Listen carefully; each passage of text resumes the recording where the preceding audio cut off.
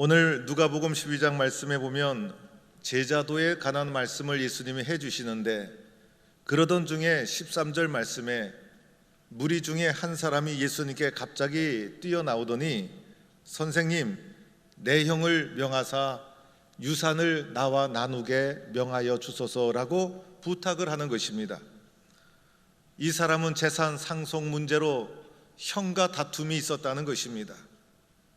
지금 예수님은 제자도에 대한 중요한 말씀을 하고 계시는데, 이 사람은 예수님의 말씀에 관심이 없었습니다. 믿음 때문에, 말씀 때문에 예수님께 나온 사람이 아니었다는 것입니다. 자신의 상속 문제 때문에, 물질 문제 때문에, 재산 문제 때문에 형이 그것을 독차지했는데, 예수님 그 재산을 명하여서 나와 나누게 하소서라는 관심 때문에 예수님께 나왔던 것입니다. 이러한 문제는 당시의 선생이나 랍비가 행하는 것이기도 하였기 때문에 이 사람은 예수님을 선생님 이렇게 불렀던 것처럼 평범한 랍비로 보았기 때문에 이런 부탁을 하였던 것입니다. 그러나 예수님은 세상의 재물을 공정하게 나누기 위해서 오신 분이 아니었죠. 예수님은 보다 본질적인 문제를 오늘 말씀하고 있습니다. 우리 인생의 더 중요한 문제가 무엇인가, 우리 인생의 가장 본질적인 문제가 무엇인가를 말해주고 있는 것입니다. 그러면서 예수님이 한 부자에 대한 비유를 말씀해 주십니다. 이 부자는 땅이 많은 사람이었습니다. 그 넓은 땅을 열심히 수고해서 농사를 짓게 됩니다. 그 결과 그 밭에서 소출을 풍성하게 얻게 됩니다. 쌓아둘 것이 없을 정도로 많은 곡식으로 풍성하게 됩니다. 옛날에 먹고 살기 힘든 시절에 농사를 지어서 많은 것을 얻게 됐다는 것, 엄청난 부자였다는 것을 말해줍니다. 곡식을 더 쌓을 것이 얻게 될 정도가 되었습니다. 이 많은 곡식을 어떻게 처리해야 되는가? 이 부자는 고민하다가 결론은 새로운 곡간을 크게 짓기로 합니다. 그래서 더 크게, 더 넓게 곡간을 지어서 이 모든 풍성한 곡식을 그곳에 다 쌓아두게 되었던 것입니다. 이렇게 곡간을 새로 짓고 곡간을 가득 채우는 곡식을 채워놓고 나니 얼마나 든든했겠습니까? 마음도 평안하고 마음도 든든하고 그리고 행복해졌습니다. 그래서 이 부자는 이렇게 말합니다. 내 영혼아, 여러 해 동안 쓸 물건을 쌓아두었으니 평안히 쉬고 먹고 마시고 즐거워하자. 이 사람의 인생이 행복한 인생이 된 것입니다. 걱정할 것이 없었습니다. 성공한 인생이었고 평안하고 모든 것이 풍족했습니다. 먹을 것, 마실 것, 즐거울 것이 너무나 많았습니다. 노래가 나오고 웃음이 나오고 기쁨이 넘치는 행복한 삶을 성공적으로 살게 되었다는 것입니다. 과거에 월동 준비를 하면서 연탄 창고에 연탄이 가득 차면 얼마나 든든했습니까? 겨울을 준비하면서 김장을 다 담그고 나면 마음이 얼마나 든든했습니까? 오늘 이 부자가 미래에 대한 염려가 없었던 것입니다. 제가 부기역자 시절에 제가 살던 사택에 기름 보일러가 들어오게 되었어요. 얼마나 좋던지. 그런데 제가 살던 사택이 반지하였어요. 그래서 기름 보일러, 전 사택의 기름 보일러를 반지하 저희 집 입구에다가 보일러실을 만들어서 보일러를 하나씩 설치를 해 놓았어요.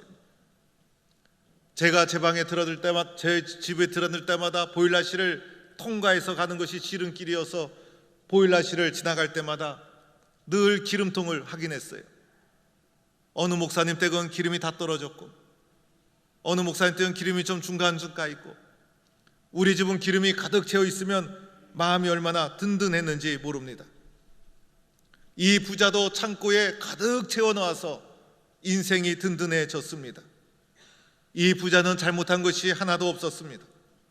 부지런한 사람이었습니다. 불의한 방법으로 재물을 모은 것도 아니었습니다. 게으른 사람보다 훨씬 나은 사람이었습니다. 합리적인 사람이었고 계획적인 사람이었습니다. 미래를 준비하는 사람이었고 자신의 삶을 책임 있게 잘 챙기는 사람이었습니다. 그런데 예수님이 이 부자에게 무엇라고 말합니까? 예수님의 판단, 예수님의 결정이 중요한 것 아닙니까? 예수님이 이 부자에게 어리석은 자여라고 부르고 있는 것입니다. 어리석은 자라는 것은 바보라는 것입니다. 이 부자를 어리석은 자여, 바보 같은 자여, 예수님이 이렇게 부르고 있다는 것입니다. 이 말씀이 당황스럽지 않습니까?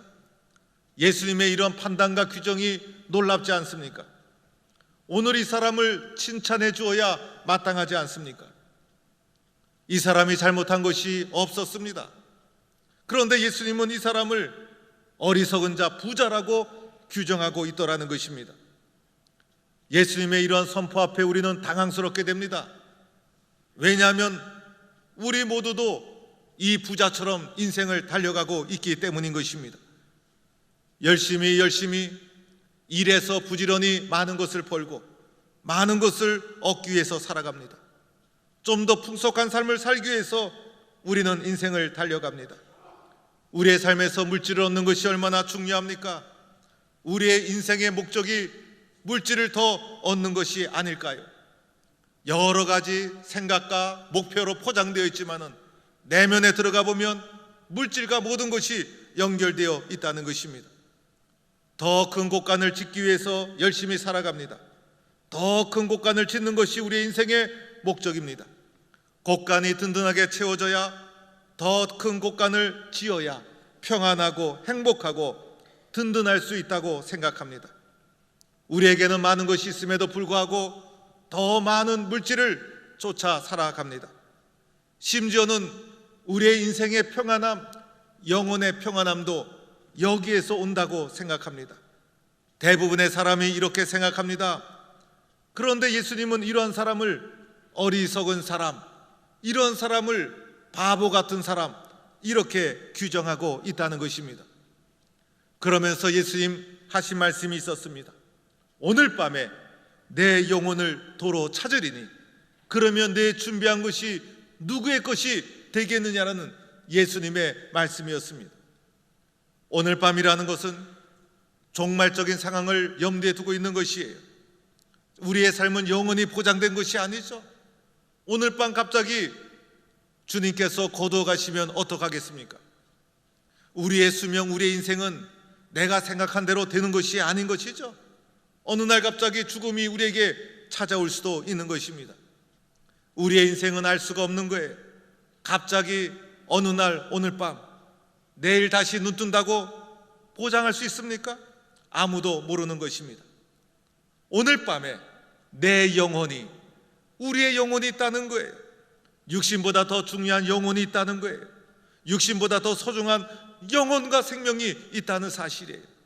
오늘 밤 내 영혼을 도로 찾으리니, 도로 찾으리라는 무슨 말씀입니까? 예수님이 주셨다는 거예요. 영혼의 주인이 따로 있다는 거예요. 우리는 내 인생의 주인 나라고 생각해요. 내 인생을 내가 결정한다 생각해요. 내가 주인이라는 착각 속에 살아갑니다. 그런데 예수님, 성경은 뭐라고 말합니까? 내 영혼의 주인이 따로 있다는 거예요. 그분이 주셨다는 거예요. 그분이 바로 하나님이시라는 거예요. 내 영혼을 내 마음대로 할 수가 없는 것이죠. 주님이 주시면 사는 것이고 거두가시면 할 수 없는 거예요. 그 주님이 도로 찾으시면 어떡하겠느냐? 갑자기 오늘 밤 주인이 내 영혼을 도로 찾아가면 어떻게 하겠느냐? 여러분, 오늘의 부자의 문제가 무엇이었습니까? 먼저는 자기만을 생각하는 사람이었어요. 자기밖에 모르는 사람이었어요. 그 많은 곡식을 가지고 이웃이라는 개념을 생각하지 못했어요. 나만을 위해서 자기의 창고만을 크게 짓는 것에 관심 있는 사람이었어요. 자기만을 생각하는 이기적인 사람이었다는 거예요. 이 사람이 부지런하고 근면하고 성실하고 많은 부를 축적했어도 문제는 무엇이었습니까? 자기만을 아는 이기적인 사람이었다는 거예요. 또 하나 이 사람의 문제는 영혼의 소중함을 알지 못했죠. 육신보다 더 소중한 영혼의 소중함, 그 영혼을 주신 분이 있다는 것을 알지 못했어요.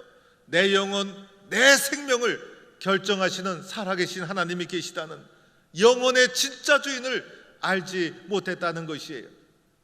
또 하나 문제점이 무엇이었습니까? 이 사람을 이렇게 살아가도록 만든 근본적인 문제가 있었죠. 탐심의 문제, 내 마음속에 흐르고 있는 이기적인 탐심의 문제. 여러분, 예수님께서 말씀하시죠. 상과 탐심을 물리치라. 탐심을 물리쳐라. 이 탐심을 물리쳐야 한다는 것이에요. 모든 것은 탐심에서 온다는 거예요. 이 탐심의 결과 어떻게 생각합니까? 우리의 인생의 모든 것이 소유의 넉넉한 데서 온다라고 믿도록 만들어 준다는 것입니다. 우리 속에 흐르는 탐심은 바이러스와도 같아요. 기생충과도 같아요. 여기에 감염이 되고 나면 이것이 몸속에 파고들게 됩니다. 이 바이러스를 좀처럼 잡을 수가 없어요. 이 바이러스를 좀처럼 없앨 수가 없습니다. 우리 몸속에 자리를 잡고 점점 우리의 몸을, 육신과 영혼과 마음을 감염시켜 나갑니다. 이 바이러스가 얼마나 강력한지 큰 항생제로도 통하지가 않아요. 감염 속도도 빠릅니다. 온 마음과 육신과 영혼을 감염시키게 됩니다. 이 탐심 바이러스에 감염되고 나면 우리의 인생과는 더 큰 곳과 더 많은 물질, 그래서 우리의 인생은 소유의 넉넉한 데서 결정된다, 이렇게 인생을 살게 된다는 것입니다. 예수님은 바로 이러한 자를 어리석은 자라 부르고 있다는 것입니다. 혹시 나는 어리석은 자가 아닌가? 혹시 나는 바보가 아닌가? 소중한 인생을 사는데 나는 잘났다고 살아가고 있어요. 그러나 주님 보시기에 나는 어떠한 자로 살아가고 있는가? 여러분, 멋진 사람은 누군지 아세요?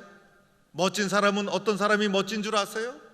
축구를 하다 보면 축구 잘하는 사람이 그렇게 멋있을 수가 없는 거예요. 야구를 하다 보면 잘하는 사람이 그렇게 멋있을 수가 없는 거예요. 찬양을 하다 보면 찬양 잘하는 사람이 얼마나 부럽고 멋있게 보이는지 몰라요. 악기를 다루어도 잘 다루는 사람을 보면 그 사람이 얼마나 멋있게 보이는지 몰라요.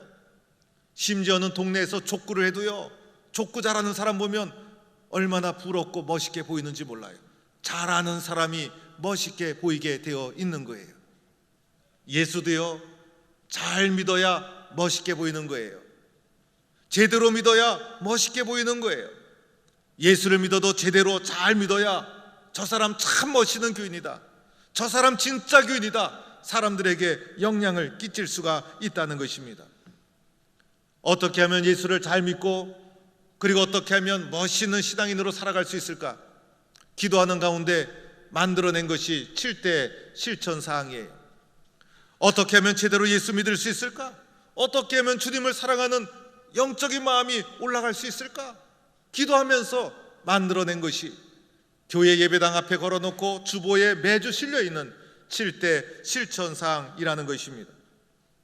먼저는 회개를 실천해야 되죠. 이것이 멋있게 예수 믿는 첫 번째 관문이에요. 하나님 앞에 나의 죄를 고백하고 예수 그리스도의 십자가의 사랑으로 구원함을 받았음을 인정하고 예수님이 내 속에 살아계시다면 하나님과의 관계 속에서 끊임없이 나를 돌아보며 회개가 멈추지 않는 거예요.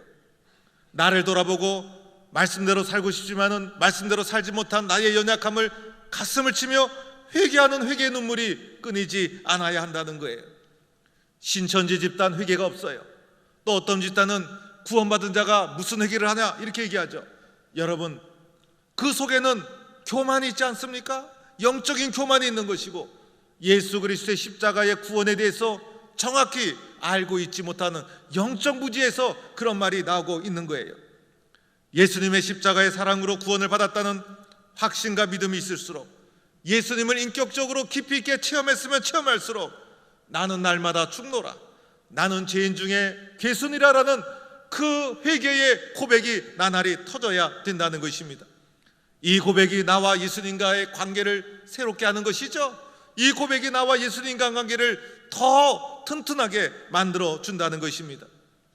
예배당에 와서도 제일 먼저 해야 될 것이 회개기도, 눈을 감고 기도하기 시작하면서 제일 먼저 해야 될 것이 회개기도, 하나님 앞에 나를 돌아보며 제일 먼저 해야 될 것이 회개기도, 이 회개기도가 마르지 아니하고 회개의 눈물이 끊임없이 흐르는 그 심령 속에 주님이 크게 역사하게 된다는 것입니다.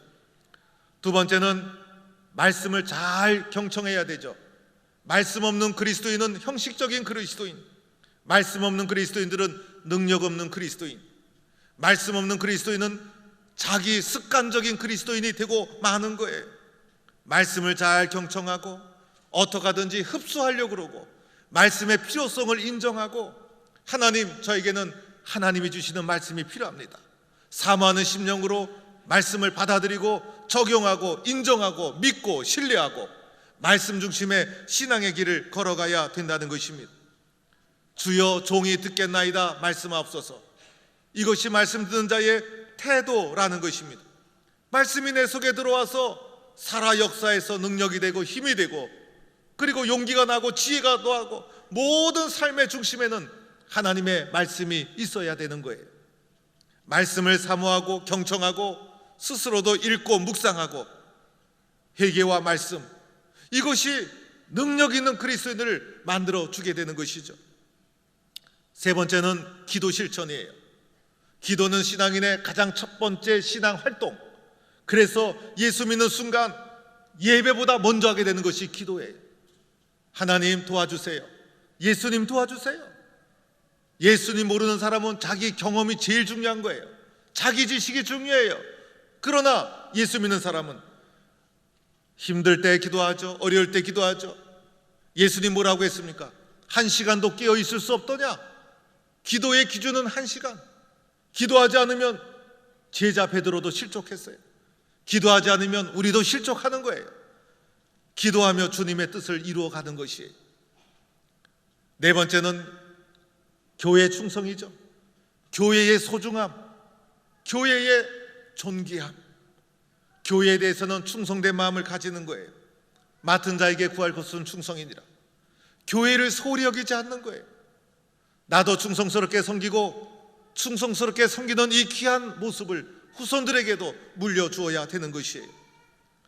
자녀들 앞에서 교회나 목회자에 대해서 흠을 보면 안 돼요. 교회 충성에 금이 가게 되어 있어요. 여러 교인들, 다른 교회 교인들과 모였을 때도 목회자와 교회를 평가하고 비판해서는 안 돼요. 교회를 사랑하는 마음, 주님을 사랑하는 마음을 금이 가게 되어 있다는 것이에요.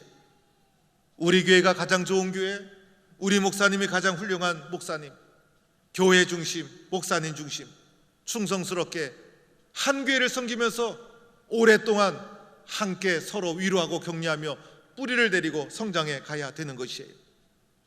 교회 속에 뿌리를 잘 내려야 되죠.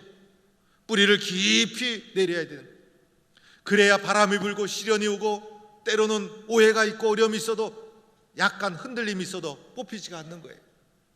뿌리를 내리지 못하면 작은 어려움에도 교회를 떠난다, 교회 안 나오겠다, 이것은 어린아이와 같은 신앙이 되고 마는 것이에요.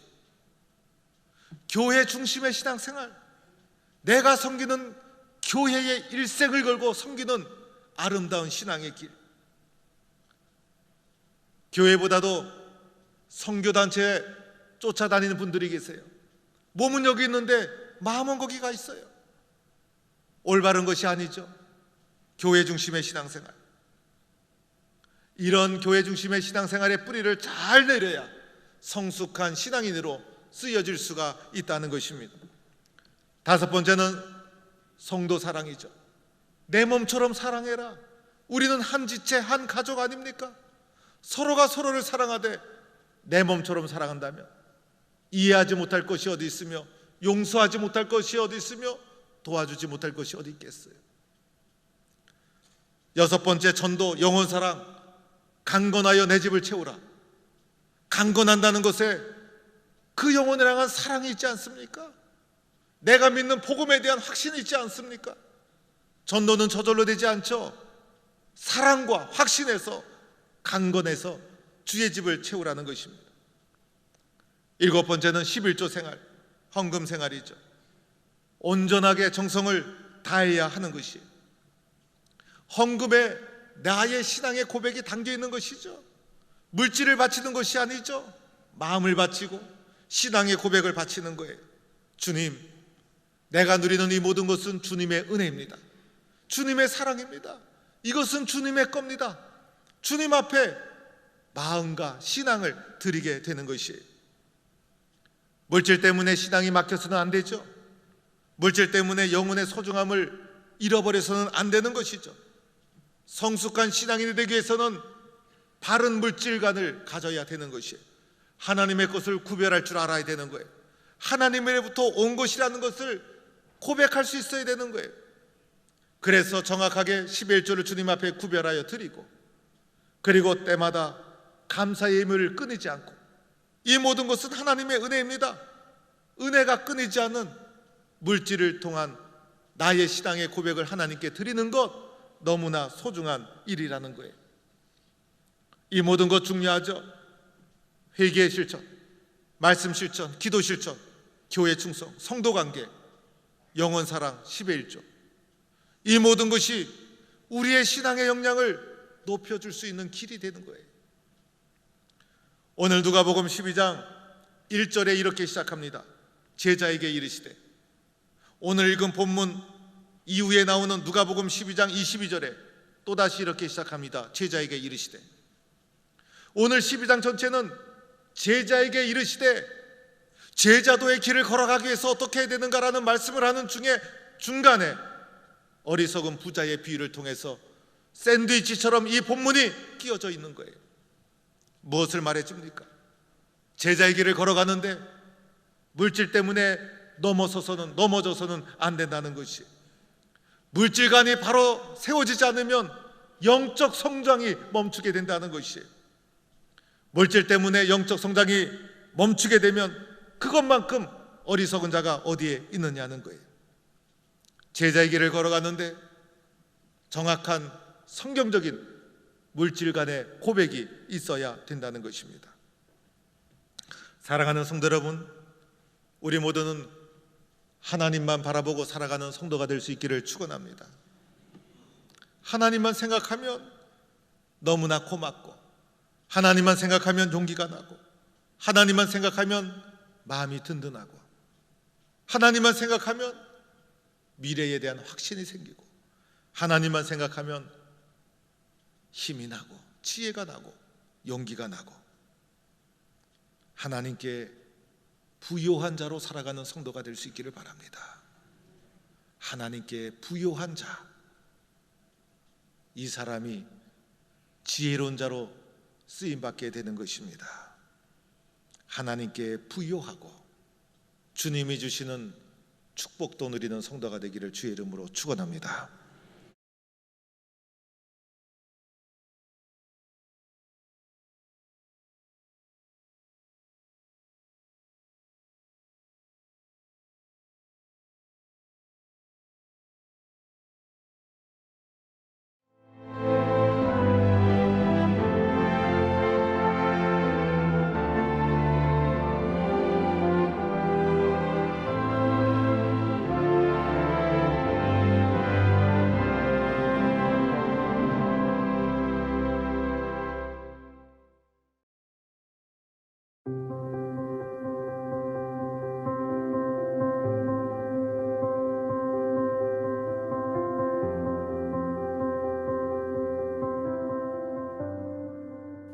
당신은 우리를 당신을 향해서 살도록 창조하셨으므로 우리 마음이 당신 안에서 안식할 때까지는 편안하지 않습니다.